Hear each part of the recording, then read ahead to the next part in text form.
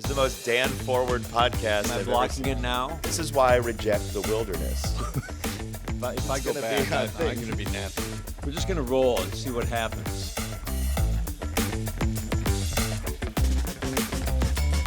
Welcome to Have a Seat with Jason Benetti. I'm Dan Dickerson.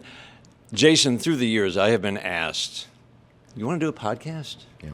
And my answer was always, no interest. You said no 3 times? Or just a plain old nope.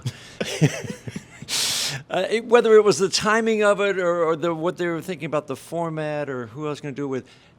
And then the Tigers went out and hired this guy named Jason Benetti, who I got to know through the years. Seems like a good guy. Yeah. And they said, one of our first days, we just kind of sat down and started talking a little baseball when you were hired. They said, what do you think about doing a podcast with Jason? I was like, yes, because I think this is going to be a lot of fun, and I can't wait to get started. You went from no to yes that quickly? That quickly. Way to be staunch. There was no hesitation. I appreciate it. Ben was there. He saw it. First Ben Fiddleman reference comes within a minute of this podcast, although the editor might take that out. I am so excited to do this with you because I think you and I meet at a place where we love hearing the quirks of players. We love hearing their baseball in-depth knowledge, why they like to play, what drives them, all of that stuff. You and I are in the clubhouse every day talking to guys, BSing, whatever you want to say. But then there's some really in-depth conversation that you can't necessarily have at somebody's locker, although there are very expansive lockers now in the Tigers clubhouse. So you have a better shot at it. But I'm so excited to do this with you. I really am. It's going to be a lot of fun. And so this show gives us the chance every couple of weeks to talk to an A.J. Hinch or a Tarek Skubal or maybe a Scott Harris down the road. We have connections. Maybe we can get the president. But I'm always interested in hearing kind of origin stories. How did Tarek Skubal get discovered on that baseball diamond in Kingman, Arizona by a guy who's trying to build a program in Seattle? Yeah. I mean, things like that interest me. Who did they learn from? Who was their big influence? How did A.J. Hinch's path to the booth to the dugout is fascinating to me. So it's going to be a lot of fun to be able to have that opportunity with a bunch of different anybody in baseball is ripe for the possibility of being invited onto this show, and it's going to be a lot of fun to talk to them. I totally agree. So my question to you is, what's your origin story? How did you get here? So the real quick synopsis, because it was a 20-year winding path from a failed all-news radio station in Grand Rapids to bartending jobs to getting to a station in Grand Rapids where I could get a little bit of experience in news and sports reporting. Plural bartending jobs? No, one was bartending, one was waiting tables. Waiting tables is the worst job I've ever had.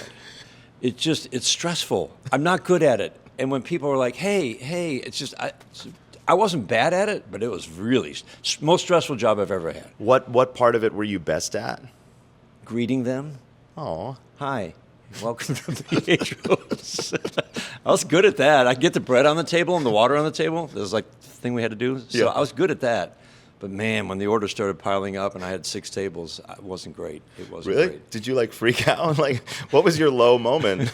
Oh, no, it was always good. Okay. There was always a fresh drawer of bread that we were known for. And so if I just go back and grab one of those rolls and I was fine.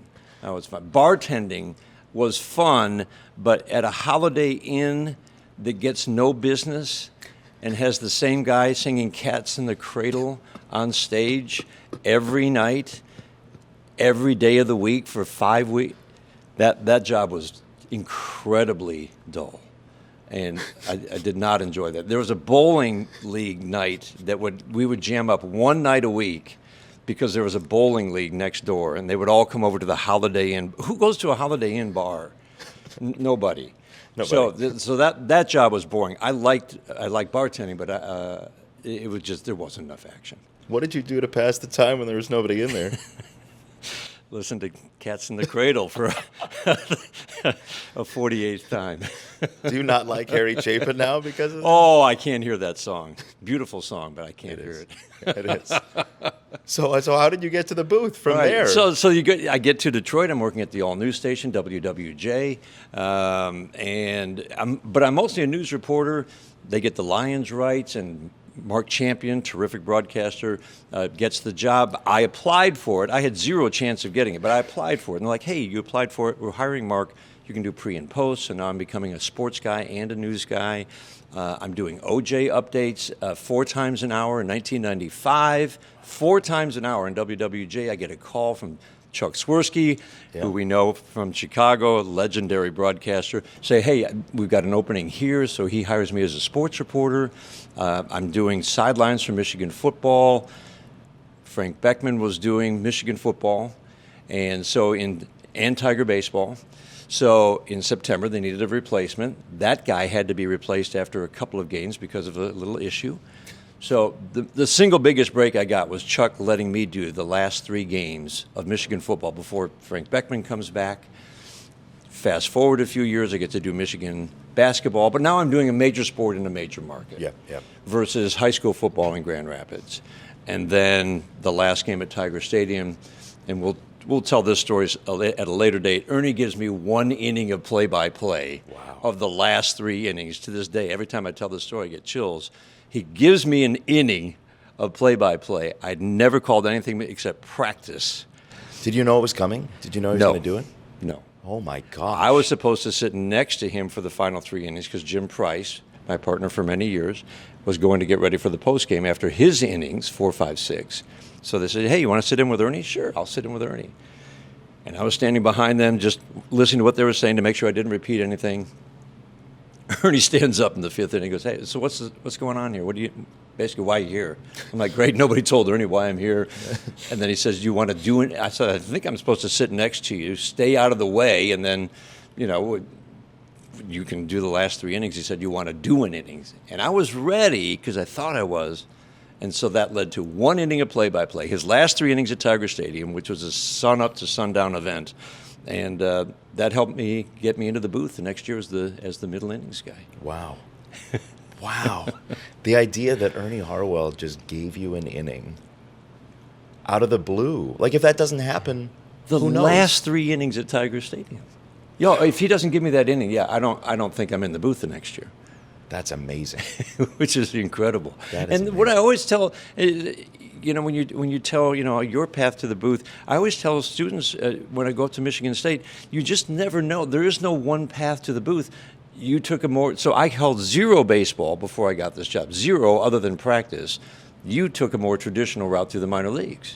I did. Don't remind me. No, I loved the minors. There were awesome stories, really, and we can get into it at some point. But there along the way in all of this, there are people who vouch for you, right? People who make a decision to give you a chance, whatever it might be, and you need that person in your career. You have to. Well, it's probably got to be like 5 or 6 people over the course of time that just say, "I believe in this. I think you can do this," whatever it might be. So, I was sending CDs my senior year of college just to random teams, and this independent team in Illinois gave me my first job. It was the Windy City Thunderbolts. You probably got 1 offer.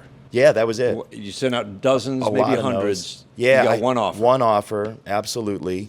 And did those games, did a couple more minor league seasons. Salem, Virginia, if anybody's watched the Borat movie, Salem, Virginia is where the rodeo is. It was right in our parking lot.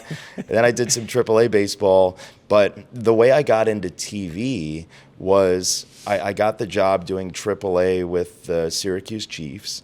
And my partner, Bob McElligott, who is now the radio voice of the Blue Jackets, when I took the number 2 job for the second time in 2009, after I did it a little bit when I was in school up there, Bob ended up getting the Blue Jackets job in August of that year. So he left August 1st. I took over as a play-by-play announcer, and my first ever TV reps were because the Syracuse Chiefs had a local Time Warner affiliation, and we did 20 games on television. So they had to Which put is me on unusual, isn't it? Very. At that time, yeah. very unusual to have a cable TV deal. So at that time, there were 20 games. They had to put me on TV, right? So the Chiefs give me the job, and they're like, here's this guy with these weird eyes who doesn't exactly walk right. He's your TV guy. Great, fantastic. I don't know that I would have gotten a break, in TV other than that type of situation right away. So I do those games.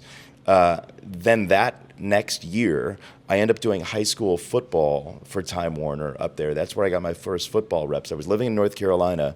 I would fly up on Friday mornings, do the game Friday night, fly back and do studio work for now IMG College. I was in the studio for Florida State football, Notre Dame football. They're a conglomerate that has a bunch of radio rights. So I do that. I get my first TV reps in a couple of different sports with Time Warner, and then I sent a tape to ESPN, and I got a couple of no's. And then, this is ridiculous, but I have a friend whose dad runs a summer camp in Maine. And my friend... This is what I was thinking. You would probably say that you had a contact with this guy who runs a summer camp in Maine. I look like a summer camp guy, for sure. Big water ski guy. So... this friend of mine is like, hey, will you come to Maine? We'll just hang out and play basketball and just be in the wilderness for a couple days. I was like, yeah, that sounds like a really nice reset. So I put my phone away for 72 hours. I turned my phone on, no joke. I turned my phone on Monday afternoon, and I had gotten an email that Saturday from this guy, Chris Farrow at ESPN, asking if I could do a Syracuse-Albany basketball game a couple months later. So here I am waiting for a break. And the one time I turn off my phone, it's like it sounds ever. It sounds like I'm trying to write my autobiography when I say it because it's so ridiculous, but it's true. I never turn off my phone. It's always with me. I turned my phone on. I looked at my buddy Evan. I was like, I cannot believe if this stupid trip, which I really enjoyed, but at that point it was a stupid trip. If this stupid trip is the reason they gave this game to somebody else, I'm gonna kill you. You are going to have a problem. And I emailed back. I was like sparks off my phone, hey, I can do it if you could still. And the guy was like, don't worry. We're good. This is 2 days after he left the message? Yeah, it was 3. It was ridiculous. And he's emailing me on a Sunday, or it was late Friday, but I had just, put it all away, go be in the wilderness. That's beautiful. And this is why I reject the wilderness. To this day. Yeah, because it almost ruined my career. And what might you miss the next time? Yeah, that's right. So then I get games at ESPN, and then at the White Sox and Fox Sports. But I don't, you have to have good fortune. Plus, you have to care about the craft. And I know you and I both do as well. But if Ernie doesn't give you that inning, I don't know, right? I'm pretty sure I'm not. I'm not in the booth the next year. Yeah. You never know. Somebody, water finds its level, right? Somebody will find people who care about this and who are quote unquote talented, skilled, whatever you want to call it. We would have ended up somewhere. Right. But I think your point is a good one. There are a lot of talented broadcasters out there who maybe didn't get that break or that one right person at the right time. Yes. Because and we did, and we were ready for it, and I think that's always important. But to have that person who cares about you and your career and where you're going matters. That's right. And that's what we're going to be talking to people about over the next 6 months, a couple times a month. We're going to be talking with them about how they got to where they are and who gave them that break, or who believed in them, or who are they? Yeah, I mean, who are all of these people that wear these uniforms? I mean, it's funny. You walk around the clubhouse and you hear little flecks of personality. You hear a little impersonation. Jason Foley was doing an Austin Powers impersonation the other day, and this podcast is the perfect forum for him to do 8 minutes of that, right? So not to put Foles on the spot, but that's we're gonna have a third chair here. These are comfy, by the way. Do you know how comfy these chairs are? They're very comfy. But comfy. I do feel like I'm sitting too far back. I'm gonna. Yeah, if I go back, I'm gonna be napping. Yeah. So just let me know when episode 2 is, if you don't mind. I'm sorry. I'm so sorry. We're gonna have a lot of fun this year. And I think our first guest, our first guest is scheduled to be AJ Hinch, and that's going to be a great way to kick it off. You got the skipper? We've got connections. We have people. I didn't get them. You didn't? I like that you looked It's off Ben. camera to It's our Ben. booker. Like, we're going to have a third host. It's just a person off camera to your left. This is going to be great, Dan. It's going to be great.